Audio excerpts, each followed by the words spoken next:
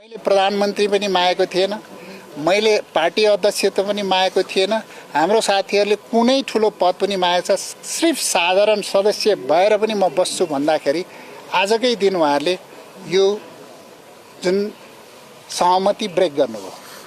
हाम्रो आवश्यकता उहाँहरूलाई परेन।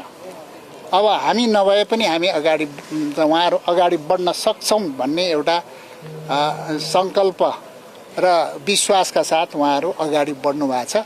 उहाँहरूलाई म हार्दिक धन्यवाद दिन चाहन्छु, शुभकामना दिन चाहन्छु। अगाडि बढ्नुस्, एउटा सशक्त शक्ति बन्नुस् र उज्यालो नेपालले आफ्नो बाटो आफै लिन्छ। साँच्चीकै उज्यालो नेपाल पार्टीले ठुलो क्षति भ्याउनु परेको छ र अन्तिममा आएर आजको दिनमा आएर अन्तिम दिनमा आएर एकतर्फी रूपमा उहाँहरूले यो सहमति भङ्ग भएको घोषणा गरिदिनु भयो।